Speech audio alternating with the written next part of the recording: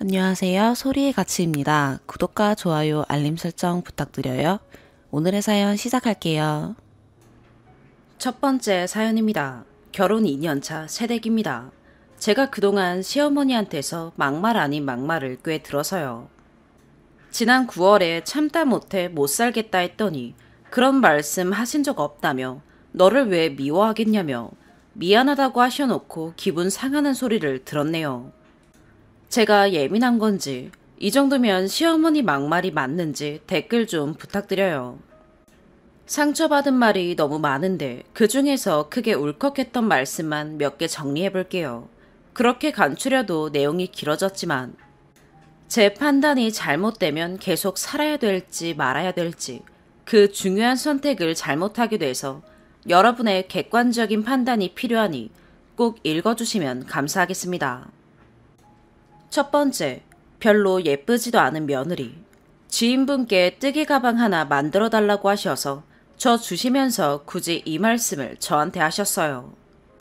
걔가 누구 주려고 부탁하느냐 묻길래 며느리 줄 거라고 했더니 며느리 별로 이쁘지도 않다면서 주려고? 라고 묻더라. 이건 시어머니가 평소에 지인들 만나시면 며느리 안 예쁘다고 말씀을 하셨다는 거 인정하는 거 아닌가요? 두 번째, 너네 엄마는 딸 결혼시킨 것 같지도 않겠네.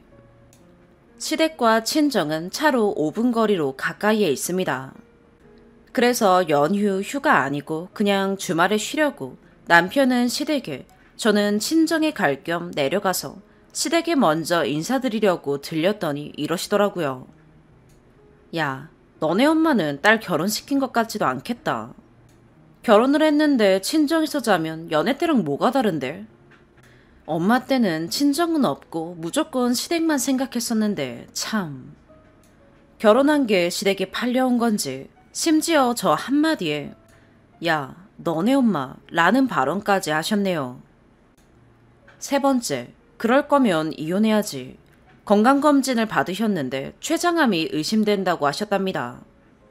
그래서 큰 병원에서 다시 검사받고 결과가 나오던 날까지 남편한테만 그 얘기를 하시고 저한테는 아무런 말씀이 없으셨어요.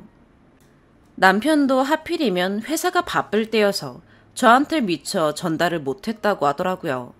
그리고 자기가 말을 못했지만 어머니가 당연히 말씀하셨을 줄 알았답니다. 아무튼 저는 그 모든 진행 상황을 하나도 알지 못했는데 마지막 결과 암이 아니었다고 합니다. 근데 결과 나오던 날 여전히 회사 일이 바빠 정신없던 남편은 어머니께 안부 전화를 못 드렸죠. 그날 저녁 저는 제 동생이 이사를 해서 도와주고 있는데 어머니가 노발대발하셔서 남편한테 전화를 하셨다고 합니다. 네가 아들이냐? 내가 세상 떠나도 와보지도 않을 거라면서. 남편이 일단 혼이 나고 이사 정리가 끝난 뒤 집에 돌아온 밤 11시 30분쯤 저한테 그제서야 모든 상황을 얘기했습니다. 평소 어머니가 일찍 주무시기도 하고 너무 늦은 것 같아 다음날 아침 부랴부랴 연락을 드렸습니다.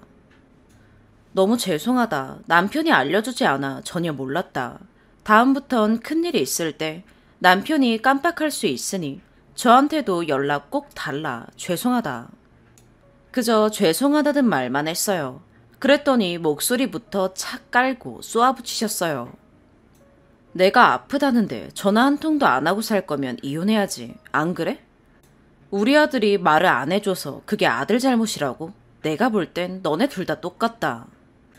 이때 너무 크게 마음을 다치고 그나마 붙여보려고 애쓰던 정이 뚝 떨어졌던 것 같아요. 이때까지도 이미 크고 작게 상처받는 말 많이 들어왔었지만 저만 모른 척 넘어가면 조용히 잘 지낼 수 있을 거라 생각했거든요. 네 번째, 둘 다 참 인정머리 없다. 시부모님과 시동생까지 온 식구가 작년 여름 휴가 일주일을 저희 신혼집에서 보내셨습니다. 저녁도 차렸고 야식도 차렸고 과일도 깎아 내놨고요. 계신 내내 다들 엉덩이 붙이고 앉아있어도 저는 내내 대접했죠. 손님이니까 이해했고 그때까진 불만 없었어요. 문제는 그렇게 휴가 보내시고 내려가신 후 딱 이틀 뒤에 친정 부모님 못 본 지도 오래돼서 주말 하루 보러 토요일에 내려갔습니다. 이때 남편은 오지 말랬는데 기어코 자기도 오겠다고 해서 같이 하루를 보냈습니다. 근데 다음날 출발하는데 남편이 어머니한테 전화 좀 한다네요. 저는 내려왔다고 말씀 안 드렸는데 남편이 말했었대요. 평소에도 내려오면 인사는 해야지 강요하시는 분인데 인사드리러 가면 인사만 드리는 게 아니잖아요. 얘기하고 좀 시간 보내다 보면 보통 3, 4시간은 기본이죠. 단 하루 친정집에 있다가 가면서 왔다 갔다 이동하기 애매했고 이틀 전까지만 해도 일주일 동안 저의 집에 계시면서 충분히 시간을 보냈고 친정 식구들이랑 뭐 할지 계획을 세워두고 간 건데 인사하랴 뭐하랴 그러다 보면 제대로 시간 보내지도 못하고 애매하게 인사드리고 애매하게 놀 게 뻔하니까 저는 굳이 말씀 안 드렸어요. 그런데 남편이 덜컥 말했다고 하니 자기 엄마를 그렇게 모르나 싶고 한숨이 나오네요. 결국 전화드렸더니 인사도 안 하냐. 둘 다 어쩜 그렇게 인정머리가 없냐. 너네한테 앞으로 아무 기대도 안 한다. 라네요. 그치만 실제론 기대 계속하고 계신걸요. 5번째, 어른이니까 말하기 전에 생각 좀 하고 말해라. 네, 전 상처 주는 시어머니의 힘들다고 말하는 저한테 뭐가 힘드냐 좀 참아라 라는 말만 할 줄 아는 남편. 모두에게 질리고 지쳐서 결국 9월에 사고를 쳤습니다. 못 살겠다고 한 거죠. 그땐 다 뒤집어져서 어머니가 저 붙잡고 내가 그런 말을 했냐. 그게 진심이 아니었을 거다. 내가 너를 왜 미워하겠냐. 그러셨습니다. 진짜 살기 싫었는데 2번은 없다는 심정으로 용서하기로 했어요. 남편이랑은 부부 상담도 받으러 다녀봤고요. 그러다가 한 번은 아버님 탈장 수술을 하신다고 또 갑자기 전해 듣고 남편보다 먼저 내려가 수술하는 거 지켜드리고 어머님이랑 시간도 보냈습니다. 남편 생일날엔 친정집 이삿날이어서 생일상 챙겨주고 다음날 친정집에 가게 되었습니다. 남편이 자기 생일 때 제가 했던 반찬, 직접 만든 동그랑땡이 너무 맛있다고 남은 거 어머님 갖다 드리자길래 싸들고 내려가 또 시댁 먼저 들러서 인사드리고 음식 드리고 친정에 도착하니 늦은 오후가 돼서 짐 정리 다 되어 있고 저는 돕지도 못했습니다. 그리고 다음날 또 출발하기 전에 시댁에 들렀다 가자 해서 또 들렀네요. 좀 더 말하자면 이래서 친정 갈 때 같이 가겠다는 남편 너무 싫어요. 그냥 친정 가서 마음 편히 쉬다가 오고 싶은데 맨날 시댁 먼저 그 다음 친정 또 시댁 들렀다가 올라오는 거 너무 비효율적이고 싫어요. 그래봤자 결혼하고 친정 내려간 거 한순간에 드는데 죄다 시댁. 저는 언제 친정 식구들이랑 오붓한 시간 보내죠. 아무튼 못 살겠다 뒤집어지고 나서 어머님이 미안하다고 하셨지만 어쨌든 저도 덮기로 했으니 뵐일이 있으면 뵙고 할 역할은 여전히 했습니다.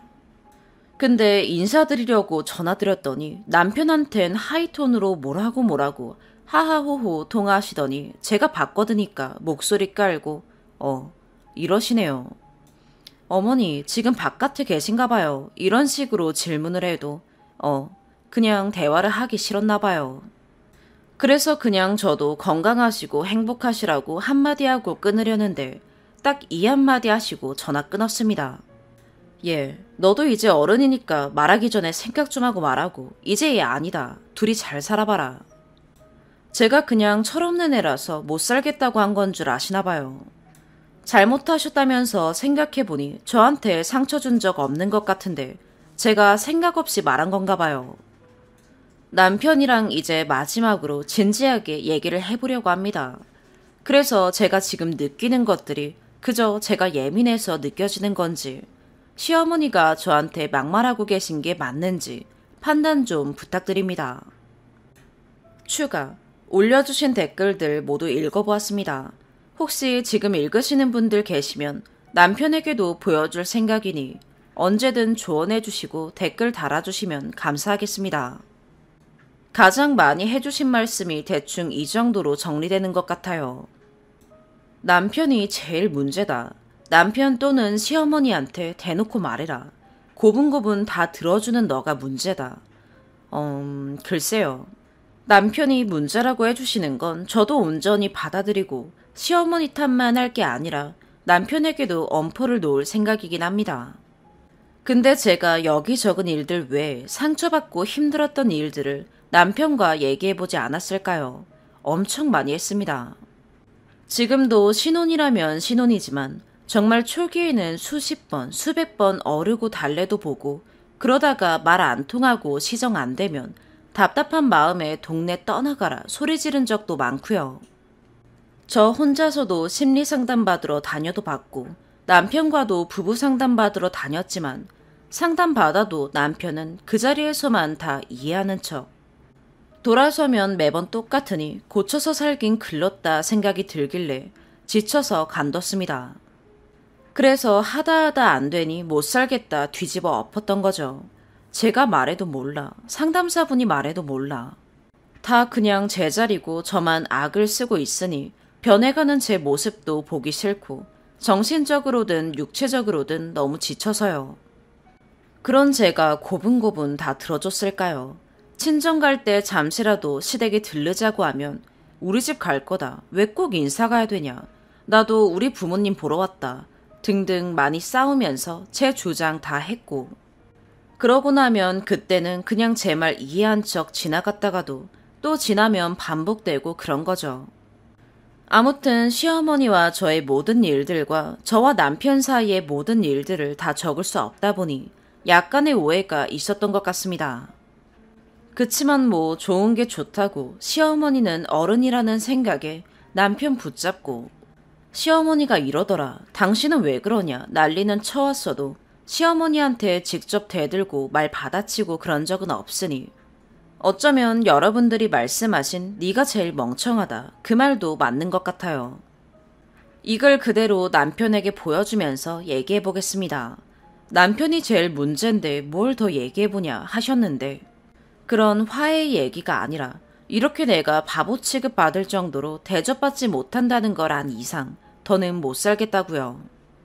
남편이 문제다. 제가 멍청하다 해주신 모든 지적과 댓글들 다 감사합니다. 댓글은 앞으로도 더 달아주시면 한 번씩 다 살펴보면서 제가 어떻게 생각과 행동을 고쳐먹을 건지 남편도 자기 와이프가 어떤 취급을 받고 살았던 건지 두고두고 생각해보는 계기로 삼겠습니다. 쓴소리 해주신 분들, 언니처럼 엄마처럼 조곤조곤 조언해주신 분들 모두 감사합니다. 두 번째 사연입니다. 저는 이미 현재 헤어진 상태지만 너무 후회스럽고 생각할수록 답답하여 글을 끄적여봅니다. 남친은 저보다 5살 어리고 연상연하 커플이었습니다. 처음에 연하인 것도 그렇고 제 스타일이 아니라 관심도 없었지만 먼저 좋아한다고 대시하고 되게 열정적이고 책임진다는 말 하나에 남자답다고 느껴서 만나기 시작했어요. 2년 넘게 만났고 해외 롱디 커플이라 결혼을 전제로 약혼 비자 준비 중이었고요. 저희는 연애 후 서로 너무 잘 통하고 잘 맞았습니다. 그러던 어느 날 저희가 해외 롱디 연애이다 보니 제가 해외에 있는 남친네를 가게 됐고 남친 부모님과 살고 있는 집이라서 솔직히 부담이 됐지만 인사도 드릴 겸 2-3달 정도 지내기로 했습니다. 그렇게 남친 부모님을 뵙고 좋았는데 시간이 갈수록 이게 하루 이틀이 아니다 보니 문제가 생기더라고요. 우리가 아무리 결혼 전제로 만나지만 결혼하지도 않았는데 벌써부터 시어머니 노릇을 하시더라고요. 그 당시 남친이 야간 근무라 밤낮이 바뀌어 저도 맞춰야 했고 어머님한테 미리 말씀드리고 양해 구하기까지 했는데 어느 날 좀 더 늦게 일어난 날이 있었는데 저보고 생각이 있냐며 갑자기 급발진하시더니 정색하며 심한 말을 내뱉고 설교하듯 저를 혼내시더라고요. 이해가 안 가는 건 남친 형도 맨날 늦게 일어났는데 아무 말 못하세요. 또 어느 날은 아는 친구네서 자고 온 날이 있었는데 이틀씩이나 잤다고 혼나고 그럴 거면 말해줘야 되지 않냐고 하는데 남친이 전달해주면 되는 거 아닌가요? 또 제가 한국에 돌아오기 마지막 날 친구들이 송별회 해준다고 남친네로 모였어요. 원래 남친네로 자주 모이기도 했어요. 그랬는데 저를 불러내더니 이런 날은 가족들이랑 있어야지 하면서 남친이 아닌 저를 또 혼내시더라고요. 저는 물론 제가 잘못한 게 있으면 충고나 조언을 듣는 게 마땅하다고 생각되지만 제가 며느리도 아니고 지인이랑 친구들한테 물어봐도 여친한테 너무했다는 의견이었고 평소에 어머님이 말이 좀 많으신 편이어서 들어주느라 새벽 늦게까지 대화할 만큼 피곤한 날도 많았습니다. 저는 어머님한테 혼나면서 눈물이 났고 도저히 안 되겠어서 남친한테 말했더니 그렇게 자상하고 내 편이었던 남친이 크게 놀라지 않더라고요. 자기 엄마랑 얘기를 했다고 하면서 하는 말이 엄마 그런 사람 아니다. 그런 의도로 말한 거 아니다. 엄마가 오해가 있어서 그렇게 말한 거다. 엄마가 자기 잘 되라고 그런 거다. 충고와 좋은 조언을 해준 거라고 그렇게 말하더라고요. 제가 참고로 엄마가 돌아가셨는데 하는 말이 자기 엄마가 안 계셔서 말해줄 사람이 필요한 것 같아 조언해준 거다. 이건 어머님이 그렇게 말했다네요. 이 말하는 순간 깊은 화가 올라왔어요. 제 마음을 공감해주고 이해해주는 게 아니라 도리어 엄마 편을 들며 내가 자기 엄마를 싫어하지 않았으면 좋겠대요. 너무 기가 차고 황당해서 남친이랑 이걸로 크게 싸웠고 저는 내가 속상해서 공감해주는 걸 바랬다 라고 했지만 끝까지 엄마 편을 들더라고요. 서운한 포인트를 이야기해도 엄마는 충분히 그럴 수 있대요. 귀를 막고 있는 줄 알았어요. 그때 이후로 저는 마음이 상한 채로 풀리지 않은 채 묻히게 되었고 또 어느 날 크게 싸우게 된 일이 있었는데 그것은 남친이 술 먹고 운전하는 것입니다.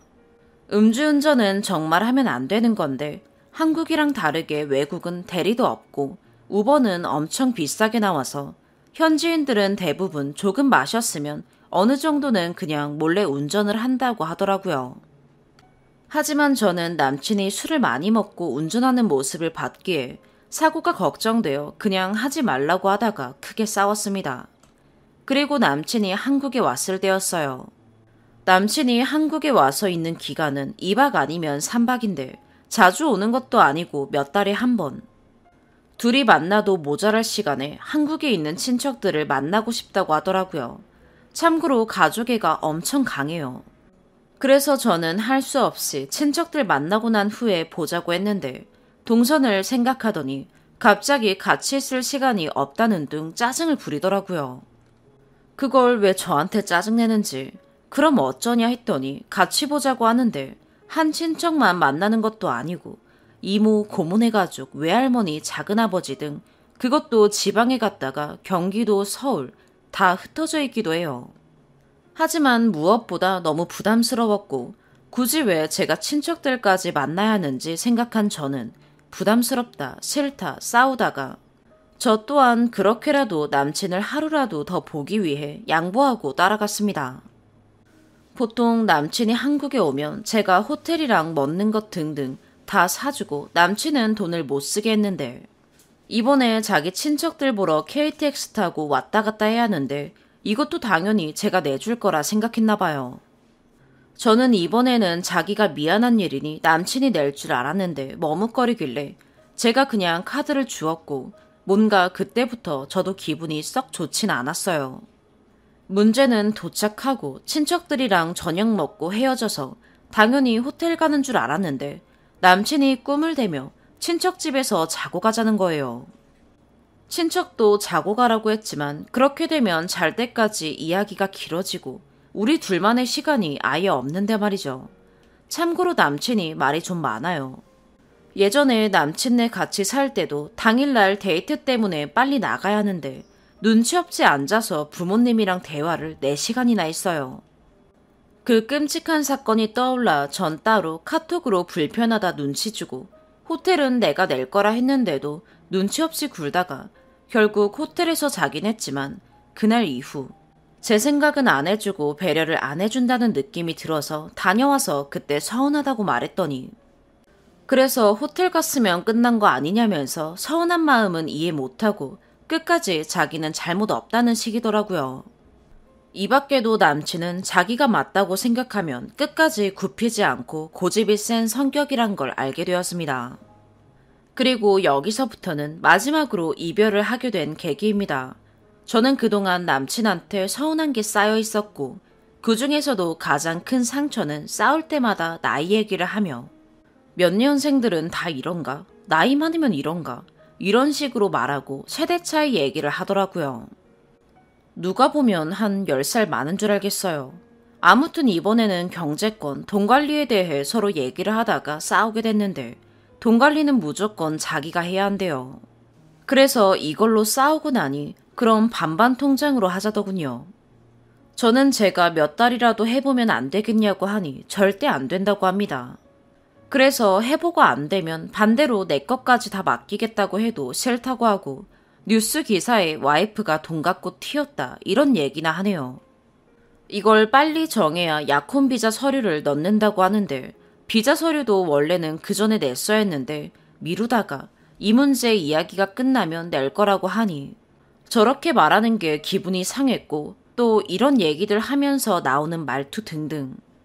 여자는 말 한마디 말 한마디가 사소해도 중요한데 그렇게 믿지 못할 거면 결혼은 왜 하는지. 저는 왜 이게 그렇게까지 서운하게 느껴질까요?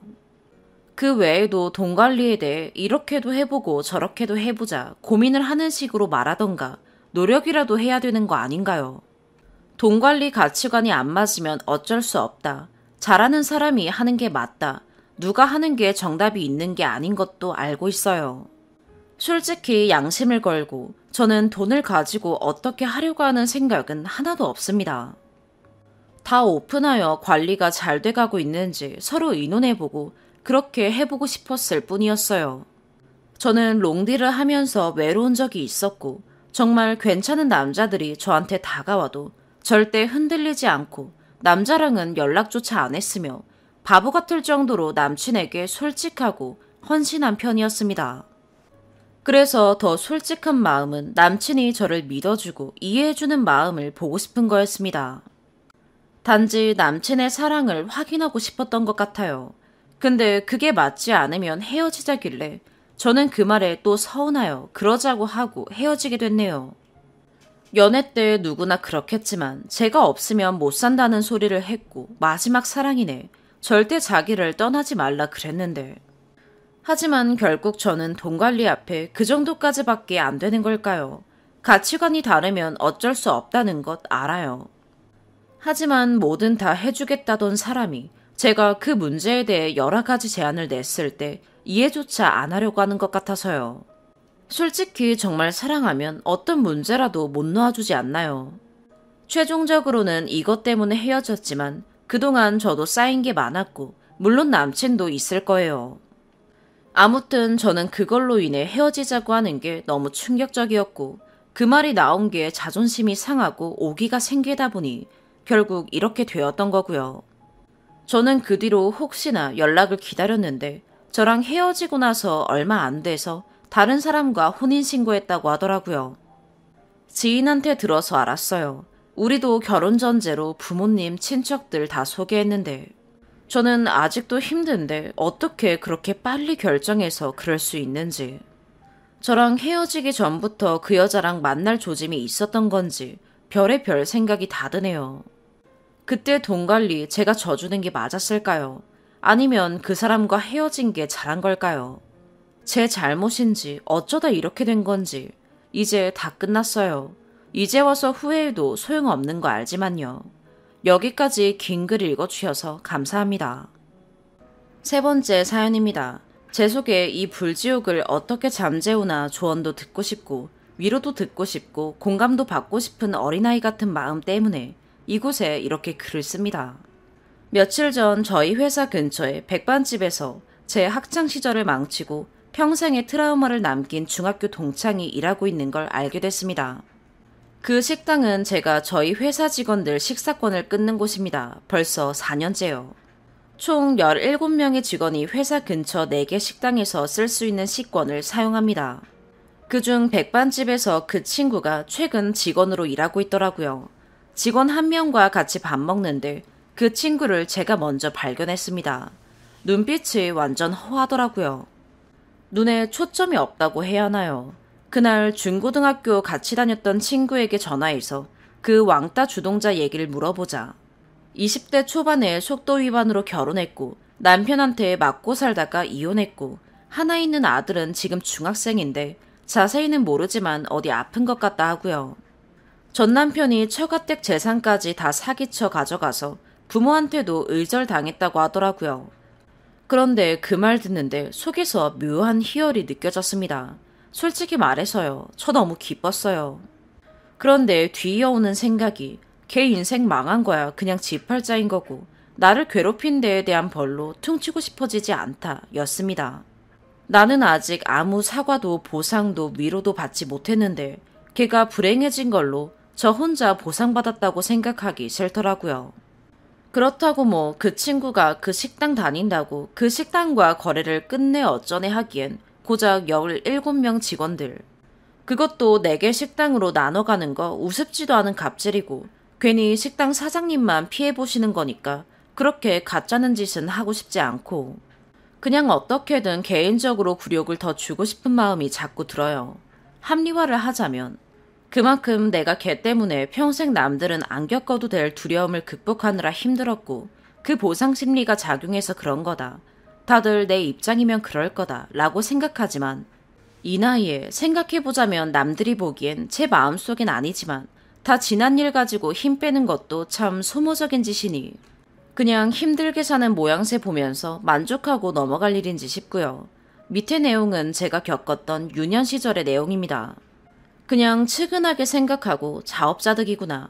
나도 죄 안 짓고 살아야겠다 하면 어른스러울 텐데 그러지 못하는 제가 참 한심하기도 하고 동시에 이해받고도 싶고 그런 마음에 쓴 글입니다. 모두 좋은 하루 되세요.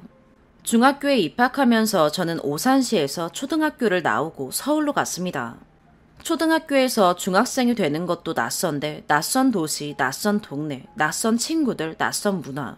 정말 적응이 힘들었습니다. 오죽하면 매주 토요일에 동서울 터미널에서 저 혼자 버스 타고 오산시로 갔었습니다. 잠시라도 마음의 안정을 얻고 싶어서요. 그 시절이 유난히 더 힘들었던 이유는 입학하고 4일 만에 왕따가 되어버렸기 때문입니다.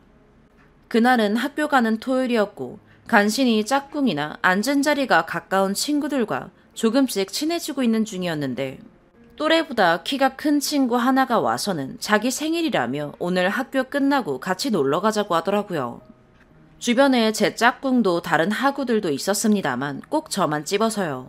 그때 저희 아버지는 업무 때문에 아직 오산시에 계신 상황이었고 엄마와 남동생 둘 그리고 저만 서울로 올라온 상황이었습니다.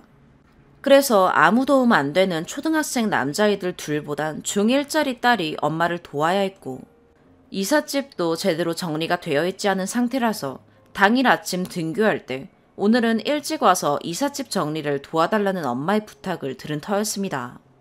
당시 요즘처럼 핸드폰이 청소년에게도 보급화되어 있던 때면 당장 엄마에게 전화해 물어볼 생각이라도 했겠지만 그땐 그런 시절이 아니었고 저는 한치의 망설임도 없이 미안하지만 이삿짐 정리를 도와야 한다며 다음에 같이 놀자고 웃으며 그 제안을 거절했습니다. 그리고 전 왕따가 됐죠.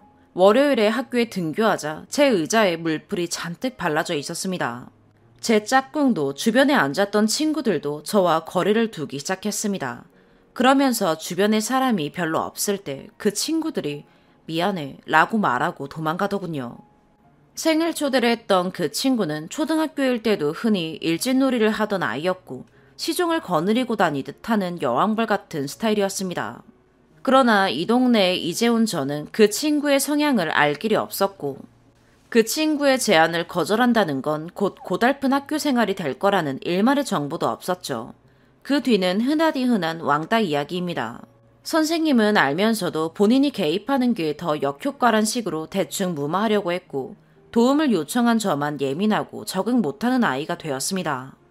뭐라도 새 걸 가져가면 다 뺏기고 다 망가졌고 수업 시간에도 욕설이 담긴 쪽지와 괴롭힘으로 집중하기 어려웠습니다.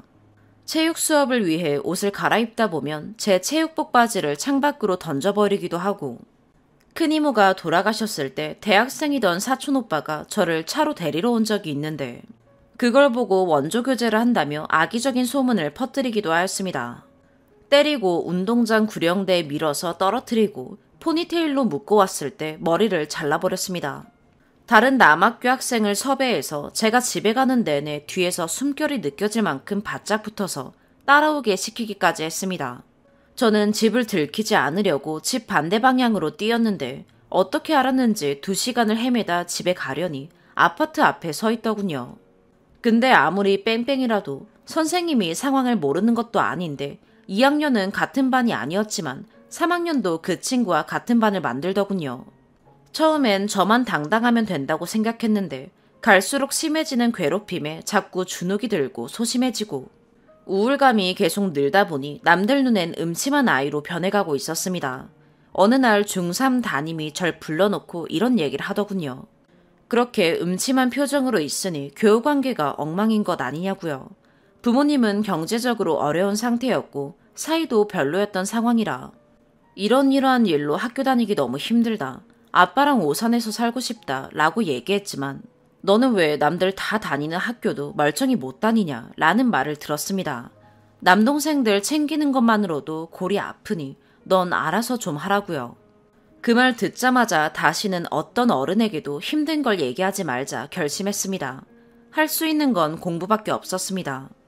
학교에서 수업 시간에 집중을 못하면 집에 가서 새벽 3시까지도 공부했습니다. 고3 때도 그렇게 안 했던 것 같아요. 중학교 2학년 2학기 때부터 전교 10등 안에만 있었습니다. 그제서야 부모님도 저한테 관심을 가지기 시작하시더군요. 이미 마음은 다쳤지만요. 썩어 문드러져가는 제 마음은 모르고 서울로 오니 교육 환경이 조성돼서 그런 거라며 엄마는 의기양양해졌고 아빠는 이직을 서울로 하시고 같이 살게 되었습니다. 결국 고등학교는 시험 봐서 들어가는 요즘의 특성화고인가요? 그 시절에는 사립대안학교라고 불렀습니다. 거기 입학해서 기숙사 생활을 했습니다. 고등학교 때도 여전히 사람에 대한 막연한 공포감에 힘들었지만 두려움의 실체는 없었죠. 중학교 때 같은 학교였지만 한 번도 같은 반인 적 없던 친구도 같은 고등학교를 갔습니다. 제가 왕따였다고 얘기하니 알고는 있었지만 그게 뭐 하는 시기라 오히려 마음이 편했네요. 그 후로 대학 가서 대학 자매결연 해외 유학 프로그램 장학생 선발돼서 호주 다녀오고 집에도 그냥 생존 신고만 하는 수준으로 지냈고 2015년에 한국 들어와서 사업 시작했습니다. 사업은 대박은 아니지만 직원들 월급 안 빌리고 주고 2 아들 키울 만큼은 법니다. 남편은 저보다는 적게 벌지만 꾸준하고 안정적인 벌이라서 언제나 큰 힘이 되는 사람이고요. 그렇게 남들 보기엔 내로라 할 것도 없지만 모자랄 것도 없이 살고 있지만 여전히 제 속은 어릴 적 트라우마로 사람이 무섭고 인간관계에 저만 느끼는 어려움이 있고요. 4번째 사연입니다. 저는 고3 학생이고요. 설날이나 추석도 아니지만 셋째 큰아빠가 타지에 계셨는데 친할머니 장례식 때 뵙지 못해서 이번에 찾아뵙게 되었습니다. 남들 다 똑같은 이유로 듣는 잔소리 정도가 아닌 것 같습니다. 단순히 공부나 대학, 결혼을 주제로 하는 잔소리는 기본 베이스로 깔고 가는데 하는 말씀마다 표정 관리가 안 될 정도로 짜증나고 대화를 잇기가 어렵습니다. 첫 번째, 지난 설날에는 교회를 계속 다니냐고 물으시기에 안 다닌 지 1년이 넘었다고 대답했습니다. 그랬더니 창세기 1장부터 시작해서 1장 연설을 하시는데 제가 모태신앙이긴 해도 믿음이 없습니다. 나이가 어릴 땐 어른들이 믿으라 하니 믿었을지 몰라도 목사님이 하는 설교마다 마음에 안 걸리는 게 없어서 신물이 나고 모든 게 스트레스라 꾸준히 교회 가기 싫다고 피력해왔습니다. 코로나가 터지고 나서야 안 가게 되어서 얼마나 기뻤는지 모릅니다. 그렇게 예수님을 믿어야 한다며 고모 2분께서 4시간은 좋게 붙잡혀서 설교를 들었습니다. 밥을 먹을 때도 취향의 문제로 먹지 않는 음식이 있으면 건강이 어쩌니 예수님께 죄를 짓니 지금 코로나가 터진 것도 다 하나님의 뜻이니 뭐니. 말도 안 되는 소리를 해도 고모님들이니 참았어요. 그렇게 믿는 건 상관없는데 저에게까지 강요할 필요는 없지 않나요? 2번째, 재작년 고1 때 큰고모가 갑자기 결혼은 언제 할 거냐고 물으시기에 연애도 결혼도 출산도 육아도 생각 없다고 했더니 그게 말이 되냐며 하나님 말씀으론 결혼해서 번식하는 것이 인간의 사명이고 아담이 그랬듯 남자는 뼈 깎아가며 일해서 가정을 책임지고, 하와가 그랬듯 여자는 결혼해서 남편을 내조하고 집안일 도맡아 하고 출산해서 아이를 독박 육아하는 것이 꼭 지켜야 할 순리랍니다. 그게 행복이래요. 그렇게 좋은 거면 왜 큰고모님 아들은 결혼한 지 2달도 안 되어 이혼하고, 딸은 시가, 육아, 집안일, 일에 시달리며 약을 달고 사나요? 아무리 세대가 다르고 지나온 가치관이 다르다 해도 이게 말이나 되나요? 3번째, 오늘은 밥을 먹는 도중 작은 고모님이 오셔서 마스크를 안 쓴 채로 맞아드렸습니다. 그랬더니 요즘 시국이 어떤 시국인데 마스크를 안 쓰고 있냐며 눈을 부릅뜨고 화내시는 겁니다. 저를 비롯한 남동생과 큰아빠, 아빠, 큰고모 모두 안 쓰고 있었는데 저만 트집을 잡으셨어요. 그래도 틀린 말은 아니니까 괜히 말대답하기 귀찮아서 밥 먹다 말고 마스크를 썼습니다. 그랬는데 작은 고모께선 밥 다 먹은 후에도 마스크를 쓰지 않은 채 저를 붙잡고, 또 교회 아직도 안 가냐며 또 창세기 1장 27절 어쩌고 앞뒤 말이 다르지 않나요? 표정 관리할 마음도 안 들어서 그냥 쓰고 있었습니다. 마스크 쓰니 표정 썩은 거 안 들켜서 좋아요. 4번째, 작은 고모가 핸드폰 보는 걸로 뭐라 합니다. 이것도 남동생, 큰아빠, 아빠 모두 보는 걸 저만 뚫어져라 쳐다보며, 쓰니 너는 얼굴만 보고 밥만 먹고 가려 하니? 대화도 없이? 라고 하십니다. 대화라 함은 또 하나님, 예수님, 웅행을 뜻하는 거죠. 이 만남은 애시당초 큰아빠를 뵈려는 목적이었는데 저에게 설교할 생각으로 신나서 빗길을 뚫고 달려온 게 가감없이 드러나서 화가 났어요. 밥을 먹게 차려달라 부탁한 것도 아니고 아빠가 가자 해서 온 것을. 그러면서 고모네 집에 자주 놀러 오랍니다. 5번째, 피부를 갖다가 뭐라고 합니다. 밥 먹다 말고 입안에 있는 음식물 삼키지도 않고 쓰니 너 세수 어떻게 하니? 라고 하십니다. 제 피부가 지성이라 폼클렌저로 정성 들여 세수해도 30분도 안 되어 기름기가 뜹니다. 오늘은 선크림을 발라 더위에 녹아내려서 더 그랬을 거예요. 이외에도 말도 안 되는 트집을 계속 잡으십니다. 6번째, 큰고모가 제 뒤에 앉더니 핸드폰을 훔쳐보려고 하길래 친구와 카톡하는 척 넘겼어요. 뜬금없이 양손으로 제 머리를 두드리며 예수님께 여자가 잘못했다고 기도를 하래요. 진짜 어디 아픈가 싶었습니다. 이래서 나한테만 그랬던 건가 싶고요. 친할머니께선 100살이 넘도록 고모 둘이서 극진히 보살펴도 아들들만 찾으시는 분입니다. 손녀들 이름은 기억 못하고 손자들 이름만 아시는 분입니다. 다 그런 사회에서 살았으니 그대로 물려받은 거겠죠. 그런 사상에 몇십 년을 찌들어 살았으니 고모들 인생관이 그렇게 잡힌 것도 무리는 아닙니다. 7번째, 7살 된 강아지를 키우는데 4일 전에 허리디스크 판정을 받아 아침 저녁으로 빠짐없이 약을 주고 있어요. 수의사 선생님께서 약 복용을 중간에 멈춰 더 심해져서 오는 경우가 많다며 꼭꼭 정량 복용하라길래 집엔 아무도 없고 약을 챙겨줄 사람이 저밖엔 없다 보니 더 늦었다간 강아지 약 시간을 놓칠 것 같아 아빠에게 귀가하자고 했더니 큰고모가 그딴 개새끼를 뭐하러 키우냐고 내다 버리라는 거예요. 짐승은 인간에게 복종하라고 있는 거지 주인이 벌벌 기고 떠받드는 게 아니라면서 여태 준 용돈 다 그 짐승한테 썼냐며 따지더라고요. 본인 딸도 걔 때문에 자기한테 많이 혼났다고 자랑스럽게 얘기하는데 소름 끼쳤어요. 8번째, 전화번호를 달라는데 거절하기 어려워서 드렸더니 매일매일 성경 말씀을 보내줄 테니 영상을 꼭 보래요. 전화하면 제깍 받으래요. 정작 만나러 간 큰아빠는 방에 들어가 주무시고 고모들은 돈을 쥐어주는데 지금 이게 뭔 꼴인가 싶어요. 여태 화풀이 잔소리 실컷 들은 값으로 돈을 받는 것 같고요.